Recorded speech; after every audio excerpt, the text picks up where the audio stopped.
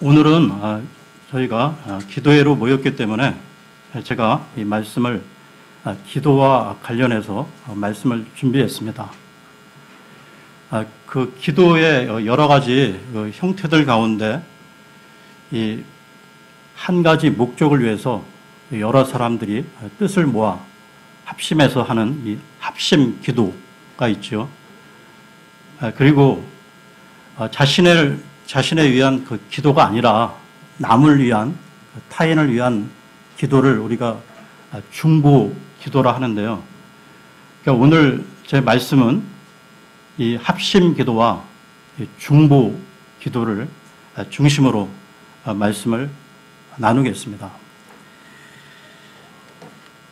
모든 여기 계신 분들 다 인정하시겠지만 우리 그리스도인들에게 있어서 이 매일매일의 삶은 영적 전투의 현장이라는 것입니다. 따라서 우리가 하루를 살아가며 사람들을 만나고 활동하는 모든 관계와 환경 속에도 영적 전투는 진행되고 있음을 늘 감지해야 하는데요. 무엇보다 이 영적 전투의 현장에도 최전방이 있다는 사실을 잊지 말아야 합니다. 최전방에서 패하면 후방은 속절없이 무너지기 때문이죠. 그러면 이제 영적 전투의 최전방이 어디인지를 말씀 가운데 찾아보겠습니다. 출애굽기로 가겠습니다. 출애굽기 17장 8절에서 11절을 보겠습니다. 출애굽기 17장 8절에서 11절입니다.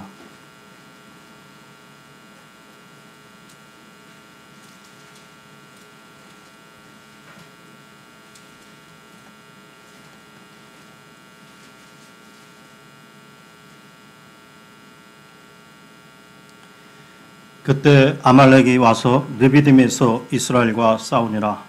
모세가 여호수아에게 이르되 우리에게서 사람들을 택하고 나가서 아말렉과 싸우라.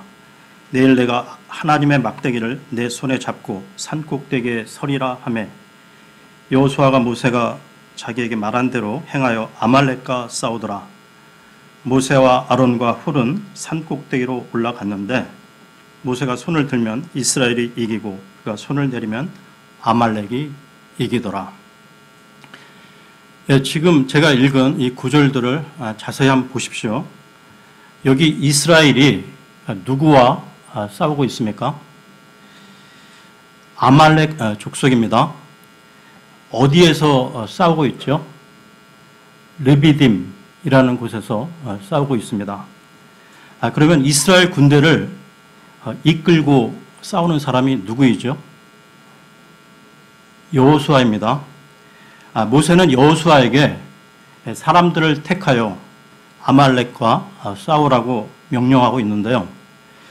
여호수아에게 싸우라고 명령한 모세는 무엇을 하겠다고 선포하고 있습니까? 하나님의 막대기를 손에 잡고 산 꼭대기에 서겠다고 말씀하고 있습니다. 그때 당시 이 이스라엘 백성들은 전쟁을 해본 경험이 없었다는 것입니다. 수백 년간 이 이집트 노예 생활을 하다가 출애굽한 지 얼마 안 된 지금 상태인데요. 그들에게 무슨 전쟁 무기가 있었겠습니까? 이 아말렉과 싸우게 될 경우 백패할 수밖에 없는 그 상황이라는 것이죠. 그 상황에서 이 모세는 아론과 훌과 함께 산 꼭대기에서 손을 들고 기도를 하고 있습니다. 산 밑에서는 여호수아가 이끄는 이스라엘이 아말렉과 싸우고 있는 상황인데요. 여호수아의 군대, 즉 이스라엘이 이기기도 하고 패하기도 하는 상황이 벌어지고 있었습니다. 그렇다면 이스라엘이 이길 때는 언제였습니까? 모세가 기도의 손을 들고 기도하는 때였습니다. 반면에 이스라엘이 패할 때는 언제였죠? 모세의 손이 내려왔을 때였습니다.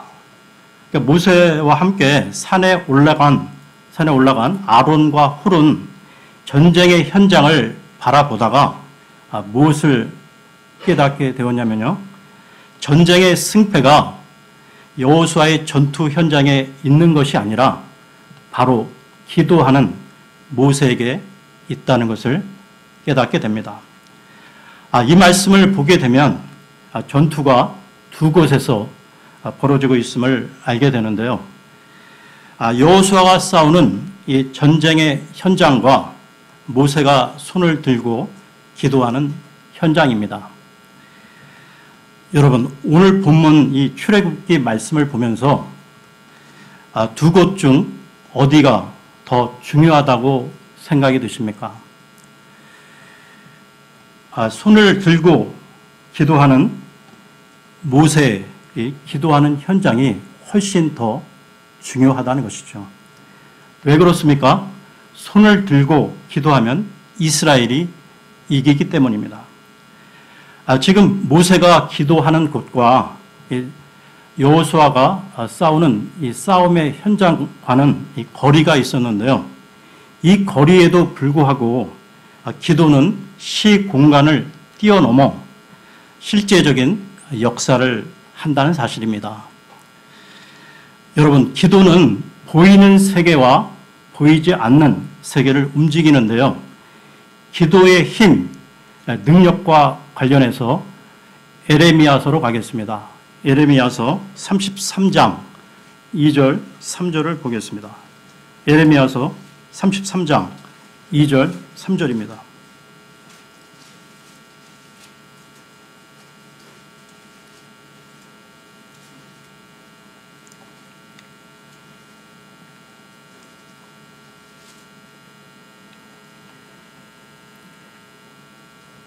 그것을 만든 자, 주, 그것을 조성하고 굳게 세운 자, 주가 이같이 말하노니 주가 그의 이름이니라. 나를 부르라. 그리하면 내가 네게 응답하고 네가 알지 못하는 크고 능력 있는 일들을 네게 보이리라. 이 말씀과 같이 모세가 손을 들고 기도할 때 하나님께서 그 기도를 들으시고 싸움의 현장에 함께 하셔서 이스라엘이 승리하게 하셨던 것입니다. 이와 마찬가지로 우리들은 매일의 삶에 두 현장이 있다는 것을 잊지 말아야 하는데요. 하나는 우리가 살아가는 눈에 보이는 삶의 현장이고 또 하나는 기도의 현장입니다. 두 곳 모두 치열한 싸움터이지만 더 치열한 것은 기도의 현장이라는 것입니다. 여러분, 우리가 살아가는 이 삶의 현장만이 아니라 그 이면에서 벌어지고 있는 영적 싸움을 잘 싸워야 한다는 것입니다. 이 세상에는 수많은 죄와 유혹들이 그리고 수많은 장애물과 함정들이 우리 앞에 놓여 있는데요. 우리의 대적, 이 사탄 마귀는 끊임없이 호시탐탐 우리를 넘어뜨리려 기회를 엿보고 있다는 것입니다. 여러분, 이 영적 싸움에서 패배하는 자가 누구입니까? 바로 손을 들고 기도하는 기도의 현장을 게을리 한 자들입니다. 그러므로 우리들은 눈에 보이는 삶의 현장과 기도의 현장 두 곳에서 승리해야 하는 것이죠. 조금 전 그 출애굽기 17장에서 이스라엘이 르비딤에서 아말렉과의 전쟁을 할 때 모세가 손을 들고 기도하면 이스라엘이 승리를 했다고 했습니다. 그러나 모세도 인간이라는 것이죠. 아무리 능력이 많은 하나님의 종이라 하더라도 육신에 한계가 있기에 하루 종일 손을 들고 있을 수가 없다는 것입니다. 그 와중에 전쟁 승패의 원인을 빠르게 간파한 아름다운 동역자 아론과 훌이 있었다는 것입니다. 그들은 돌을 가져다가 모세를 앉히고 양쪽에서 모세의 팔을 붙들어 올림으로 모세의 손이 해가 지도록 내려오지 않게 하였던 것이죠. 그 결과 모세의 계속된 기도로 인해 전쟁은 이스라엘의 완전한 승리로 결론을 지었다는 것입니다. 이와 관련해서 출애굽기 다시 가겠습니다. 출애굽기 17장 12절에서 13절을 보겠습니다. 17장 12절에서 13절입니다.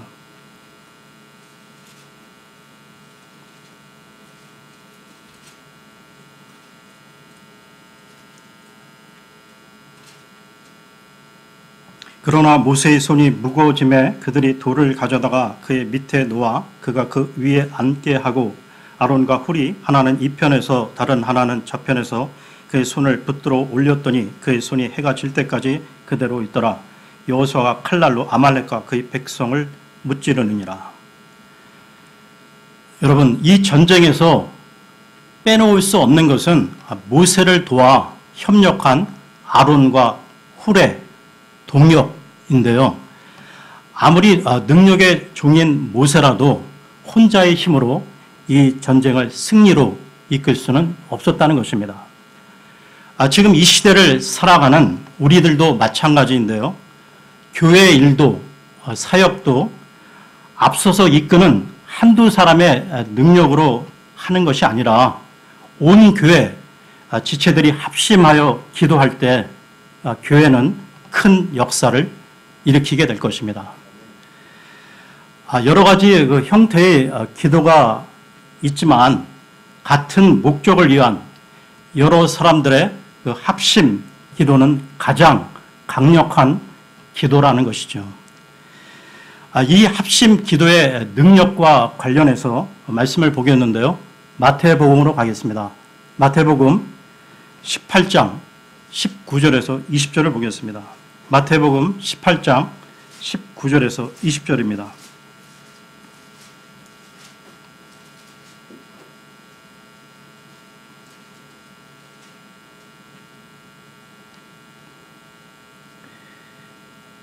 내가 다시 너희에게 이르노니 너희 중에 두 사람이 자기들이 구할 어떤 것에 대하여 땅에서 한 마음이 되면 하늘에 계신 내 아버지께서 그들을 위해 그것을 행하시리라. 두세 사람이 내 이름으로 함께 모인 곳에 나도 거기에 그들의 한가운데 있느니라 하시니라. 이 합심 기도의 능력과 관련해서 한 부분 더 보겠는데요. 사도행전으로 가겠습니다. 사도행전 12장 5절에서 12절을 보겠습니다. 사도행전 12장 5절에서 12절입니다.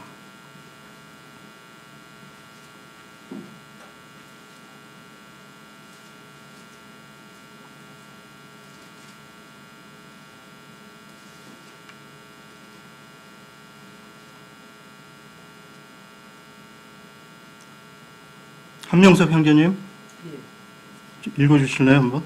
예. 사도행전 12장 5절 말씀입니다. 5절에서 12절. 그러므로 베드로는 감옥에 갇혔으나 그에는 그를 위하여 끊임없이 하나님께 기도하더라.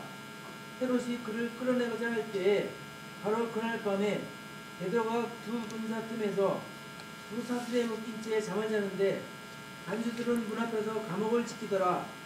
보라, 주의 천사가 그에게 이르매 감옥 안에 한 광채가 빛나더라. 그가 베드로의 옆구리를 쳐 그를 일으켜 세우며 이르되 빨리 일어나라 하니 그의 사슬이 그의 손에서 풀려 떨어지더라. 천사가 그에게 이르되 띠를 띠고 내 신을 동여매라 하거늘 그가 그대로 하니 천사가 또 그에게 이르되 내 옷을 입고 나를 따라오라 하매 그가 나와서 그를 따라가며 천사가 하는 것이 사실인 줄 알지 못하고 자기가 환상을 본 줄로 생각하더라. 그들이 첫째와 둘째 반방을 지나 도시로 인도하는 쇠문에 이르렀는데 그 문이 그들을 향해 저절로 열리므로 그들이 나와서 한 거리를 지나매 천사가 곧 그를 떠나더라.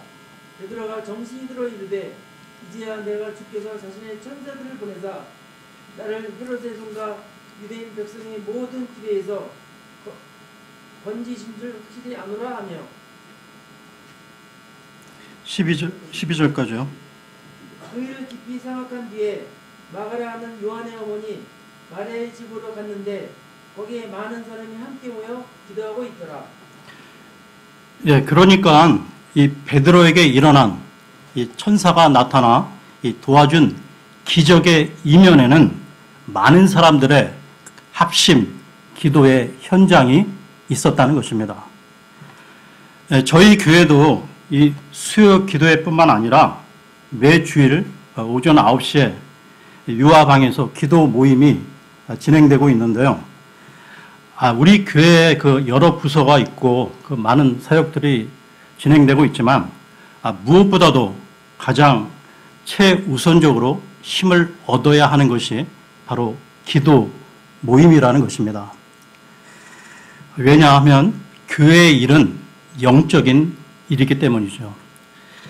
우리 교회 지체들의 기도가 회복되고 기도의 큰 역사가 일어날 때 우리 교회는 양적으로 질적으로 큰 부흥을 가져오게 될 것입니다. 네, 그러면 여러분들에게 묻고 싶은 것이 있는데요. 여러분 각자는 자신이 아닌 다른 일을 위한 중보 기도를 많이 하고 계십니까? 좀 더 구체적으로 질문을 드리면 여러분 각자에 있어 매일 기도할 때 몇 사람 정도 중보 기도를 하는 그 대상자가 있느냐 말입니다. 또한 반대로 여러분 자신을 위해 얼마나 많은 사람들이 중보 기도를 해주고 있습니까? 물론 이 부분은 그 숫자를 잘 알 수 없겠지요. 드러내지 않고 이 기도해 주시는 분들도 있기 때문입니다. 예를 들면 어떤 A라는 개인이 있다고 할 때 그 A가 매일 수십 명 이상의 사람들에게 중보 기도를 하고 있고 또한 매일 수십 명의 이상의 사람들이 그 A를 위해서 기도하고 있다면 그 A의 영적 상태는 건강하다고 할 수 있을 것입니다. 저희 교회 지체들이 지금 200명이 넘어섰는데요. 그 모든 지체들 한 분 한 분이 지금 말씀드린 그 A와 같은 사람이 되기를 소망합니다. 그렇게 될 때 우리 진리침례교회는 건강하고 강성한 교회로 나아갈 수 있다는 것이죠. 주님이 기뻐하시는 교회로 나아갈 수 있다는 것입니다. 우리 모든 지체들은 또한 서로에게 있어 기도의 동지, 기도의 동역자가 되어야 한다는 것입니다. 여러분 지금까지 이 세상을 보면 어둡고 희망이 없는 세상 가운데 그래도 이 교회만이 유일한 희망이 되어 왔다는 것입니다. 이 작은 빛을 조금씩 더 큰 빛으로 나아가도록 우리 진리침례교회가 그리고 우리 수요 기도 모이는 이 지체들이 힘을 모았으면 좋겠습니다. 여러분 중보 기도는 하나님께서 우리에게 허락하신 특별한 권리인데요. 그러나 또 다른 면에서 보자면 이 중보 기도는 우리의 의무이기도 한 것입니다. 특권이면서 의무인데요. 기도를 하는 우리 지체분들이 이것을 우리의 생각과 마음에 담아 두었으면 좋겠습니다. 그 대학 그 선교 단체 중에 조이라는 그 동아리가 있는데요. JOY 기쁨이죠. 그런데 진정한 기쁨을 맛보기 위해서는 삶의 방식에 있어서 그 영어 이니셜을 따서 첫 번째는 J, 지저스, 예수님이고요. 두 번째는 other, 다른이, 타인을 말하고요. 세 번째, 당신으로서 이렇게 삶의 방향을 우선순위를 잡아야 진정한 기쁨을 누릴 수 있다는 것입니다. 하다못해 하나님을 믿지 않는 세상 사람들도 어려운 사람, 이웃 사람들을 위한 이 봉사 활동으로 나름대로의 삶의 의미와 보람, 기쁨을 찾고 있지 않습니까? 그러면 이 중보 기도와 관련해서 말씀을 보겠는데요.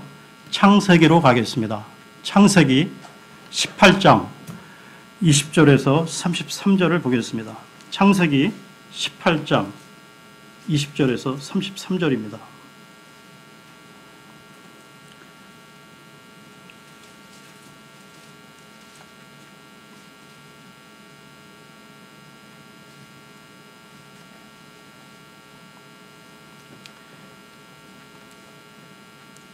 장윤석 형제님, 네. 읽어보실래요? 주께서 또 이르시되 소돔과 고모라에 대한 부르짖음이 크고 그들의 죄가 심히 중하므로 내가 이제 내려가서 그들이 행한 바가 내게 이른 그곳의 부르짖음과 전적으로 같은지 살펴보고 그렇지 않으면 그렇지 않은 것을 알리라 하시니라. 그 남자들은 거기서 얼굴을 돌려 소돔을 향해 갔으나 아브라함은 여전히 주 앞에 서 있더라. 아브라함이 가까이 가서 아뢰되 주께서 의로운 자들을 사악한 자들과 함께 멸하려 하시나이까. 혹시 그 도시 안에 50명의 의로운 자들이 있을지라도 주께서 그곳을 멸하시고 그 안에 있는 50명의 의로운 자들로 인하여 용서하지 아니하시려나이까. 주께서 이런 식으로 행하여 의로운 자들을 사악한 자들과 함께 죽이시는 것은 결코 있을 수 없으며 의로운 자들을 사악한 자들처럼 여기시는 것도 결코 있을 수 없나이다. 온 땅의 심판자께서 의롭게 행하여야 하지 아니하리이까 하매 주께서 이르시되 내가 만일 소돔에서 즉 그 도시 안에서 50명의 의로운 자들을 찾으면 그들로 인하여 온 지역을 용서하리라 하시니라.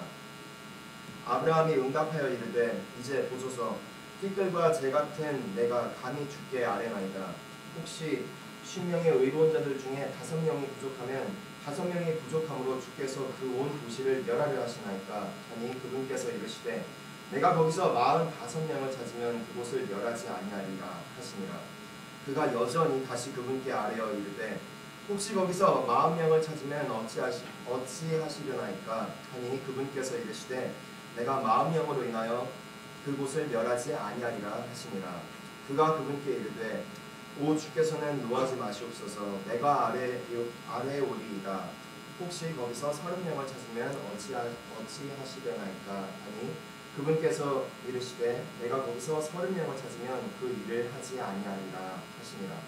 그가 이르되 이제 보소서 내가 감히 주께 아뢰나이다. 혹시 거기서 20명을 찾으면 어찌하시려나이까 하니 그분께서 이르시되 내가 20명으로 인하여 그곳을 멸하지 아니하리라 하시니라. 그가 이르되 오 주께서는 노하지 마시옵소서. 내가 이것만 더 아뢰오리이다. 혹시 거기서 10명을 찾으면 어찌하시려나이까 하니 그분께서 이르시되 내가 10명으로 인하여 그곳을 멸하지 아니하리라 하시니라. 주께서 아브라함에게 말씀하시기를 마치고 즉시 자신의 길로 가시니 아브라함도 자기 젖으로 돌아갔더라. 지금 이 구절들은 그 유명한 아브라함의 그 중보 기도 내용인데요. 롯과 그 가족들 소돔과 고모라를 향한 아브라함의 중보 내용입니다. 아브라함의 그 절박함, 간절함이 느껴지는데요. 이 아브라함이 한 도시의 그 절박한 운명의 기로에서 중보 기도자로 하나님 앞에 선 모습을 볼 수가 있습니다. 그리고 이 중보 기도와 관련해서 한 부분 더 보겠는데요. 사무엘기 상으로 가겠습니다. 사무엘기 상 12장 23절, 24절을 보겠습니다. 사무엘기 상 12장 23, 24절입니다.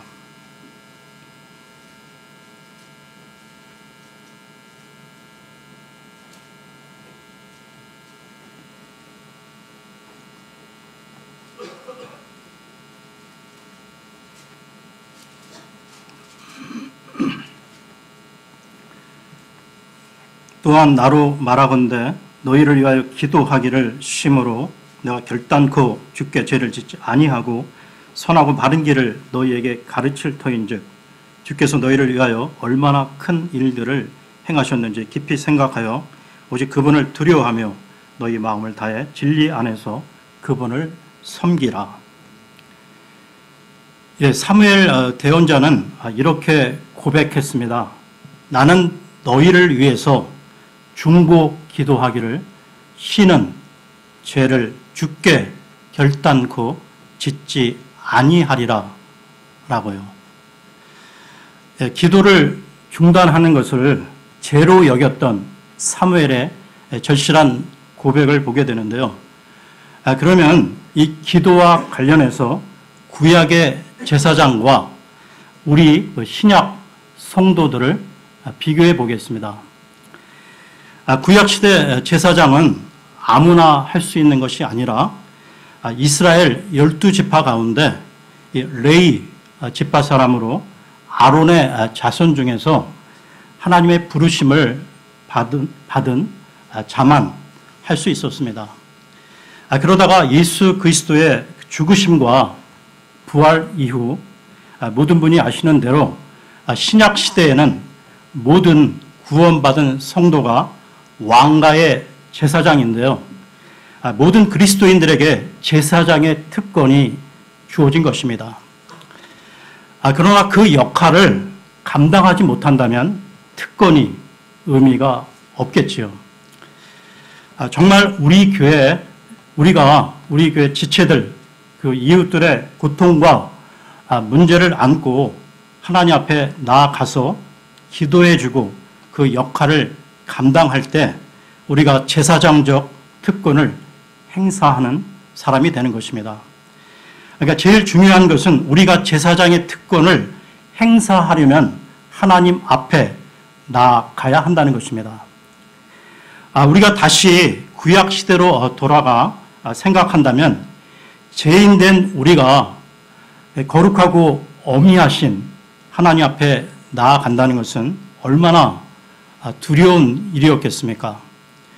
그것은 정말 두려운 일일 수밖에 없겠죠.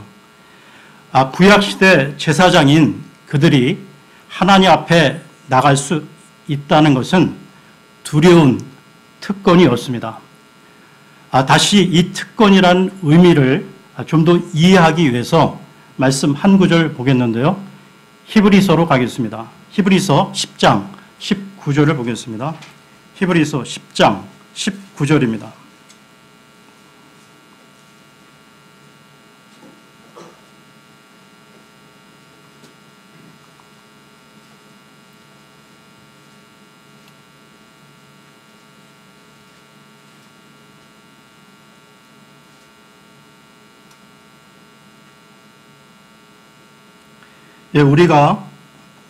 죄송합니다. 그러므로 형제들아 우리가 예수님의 피를 힘입어 새롭고 살아있는 길로 지성소에 들어갈 담대함을 얻었는데 우리가 이 거룩하신 하나님 앞에 나아간다는 것, 어떻게 그분 앞에 나아갈 수 있습니까? 예수님 피 때문에 나갈 수가 있게 되었다는 것입니다. 이것이 바로 놀라운 특권인데요. 죄인인 우리가 만왕의 왕이신 하나님 앞에 오늘도 나아갈 수 있다는 것 말입니다. 지금의 우리들과는 달리 구약시대에 하나님 앞에 나아갈 때는 참으로 많은 복잡한 절차가 필요했는데요. 이것을 생각해 보면 신약 성도들의 이 기도라는 것은 더욱더 특권으로 느껴지게 된다는 것입니다. 신약 시대에 사는 우리는 얼마나 하나님 앞에서 많은 권리를 누리고 있는지요. 구약 시대 사람들이 하나님 앞에 나아가던 모습을 한번 떠올려 보시기 바랍니다. 우선 그 광야 시대의 그 성막을 한번 생각해 보십시오. 이스라엘 백성들이 많은 문제들을 우선 제사장들에게 다 보고를 하게 되고, 그러면 제사장이나 이 대제사장은 그 문제들을 가지고 하나님 앞에 나아가게 됩니다. 장막 그 안으로 들어가게 되면 첫 번째 보이는 것이 번제단인데요. 이 번제단 위에 우선 희생물을 드려야 합니다. 그 희생물을 드린 뒤에 그 피를 취해야 하는데요. 피 없이는 한 걸음도 나아갈 수가 없기 때문입니다. 죄인이 하나님 앞에 선다는 것은 죽음을 뜻하는 의미인데요. 이 속죄 희생물을 덧입지 않고는 거룩하신 하나님 앞에 나아갈 수가 없었습니다. 그래서 제단에서 희생물에 각을 뜨고 피를 취했던 것이죠. 그리고 그 다음에 물을 저장하던 커다란 용기인 물두멍 앞에 서게 됩니다. 이 물두멍은 놋으로 만들었는데요. 이 앞에 서면 자신의 모습이 보이게 됩니다. 투명하게 놋 거울처럼 말이죠. 여기서 자기를 보면서 물두멍 안에 손을 씻게 됩니다. 하나님을 만날 준비를 하는 것이죠. 그 다음에 성소로 들어가게 됩니다. 성소 안에 들어가게 되면 오른쪽에는 12개의 빵이 진열된 상이 놓여 있고요. 그 다음 왼쪽에는 금 촛대가 놓여 있습니다. 그 금 촛대의 그 빛 안에서 제사장이 활동할 수가 있는 것이죠. 또 그 앞에는 성소와 지성소를 가로막는 휘장이 있었고요. 그 휘장 앞에는 분향단이 있었습니다. 이 분향단은 기도와 관련해서 매우 중요한 부분인데요. 제사장의 중요한 의무는 바로 이 분향단에서 연기를 피워 연기를 하늘로 올려 보내면서 백성들의 기도 제목들을 하나님 앞에 끊임없이 아뢰는 것이었습니다. 연기가 하나님 앞에 올라가는 것처럼 기도의 제목들을 드렸는데요. 그리고 드디어 기도 제목을 드린 다음에 휘장을 열고 들어가면 지성소가 있습니다. 이곳은 오직 대제사장만 들어갈 수 있었는데요. 그것도 1년에 단 한 번 대속죄일 날만 대제사장이 들어갈 수 있었습니다. 대제사장은 지성소 안에 있는 언약궤 앞에 서게 되는데요. 그 언약궤 양쪽에는 그룹의 그 형상이 놓여 있었습니다. 그리고 그 언약궤 위를 덮고 있는 덮개판이 있었는데요. 이 판의 이름은 개역 성경으로는 속죄소, 우리가 가진 성경으로는 긍휼의 자리라 불렸습니다. 대제사장이 여기에 좀 전에 취해 가지고 온 희생물의 피를 뿌리게 되는데요. 거기서 마지막으로 기도 응답을 하나님 앞에 구하게 되는 것입니다. 여기서 그럼 잠깐 구약 그 성경 기자가 이 기도를 설명하는 인상적인 장면을 살펴보겠는데요. 시편으로 가겠습니다. 시편 141편 2절을 보겠습니다. 시편 141편 2절입니다.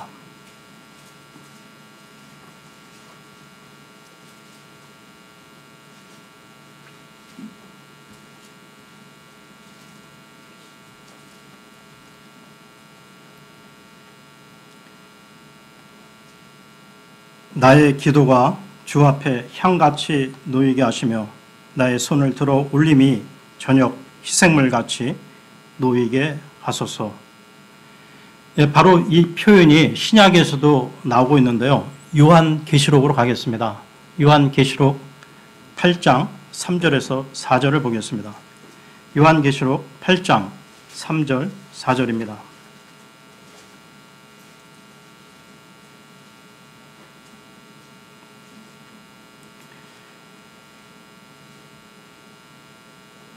또 다른 천사가 금 향로를 가진 채 와서 제단 앞에 서고 많은 향을 받았으니 이것은 그가 그 향을 모든 성도들의 기도와 함께 그 왕자 앞에 있던 금 제단 위에 드리려 함이더라. 성도들의 기도와 함께 피어난 향의 연기가 그 천사의 손에서 나와 하나님 앞에서 위로 올라가더라. 예, 이 얼마나 멋진 기도의 그림입니까? 우리가 기도 제목을 하나님 앞에 드릴 때 그 향연이, 향의 연기가 천정으로 하늘을 향해 계속 올라간다는 것이죠. 천사가 그 기도의 제목들을 하나님 앞에 계속 올려드리고 있는 장면을 연상해 보십시오. 중보 기도가 더 실감나지 않습니까? 조금 전 언급한 이 구약 성막에서 하나님 앞에 나간다는 것이 얼마나 엄청난 사건인지 다시 한번 생각해 보십시오. 그런데 지금 우리 신약 시대에서는 어떻습니까? 예수님께서 십자가에서 우리 죄를 대속하사 돌아가시는 순간 성전 휘장, 지성소와 성소를 가로막고 있는 두께가 20cm가 넘는 그 두꺼운 휘장이 위에서 아래로 찢어짐으로 우리가 하나님 앞에 나아갈 수 있는 새로운 살아있는 생명의 길, 하나님 앞에 나갈 수 있는 길이 열렸던 것입니다. 그 길을 통해서 우리가 하나님 앞에 직접 나아가는데요. 구약 제사장들의 그 모든 복잡한 절차를 생략하고 직접 하나님 앞에 설 수 있게 되었다는 것입니다. 이처럼 엄청난 큰 특권을 하나님께서 우리 신약 성도들 각자에게 주셨건만 이 많은 사람들이 이 기도의 특권을 모르고 잘 사용하지 않고 있다는 것이죠. 이 특권은 사용하지 않으면 아무런 의미가 없는 무용지물이라는 것입니다. 아무쪼록 우리 모든 지체분들이 이 기도의 특권을 지속적으로 사용하심으로 늘 승리의 삶을 사실 수 있기를 바랍니다. 네, 오늘 메시지는 여기까지 하고요. 흩어지셔서 그룹별로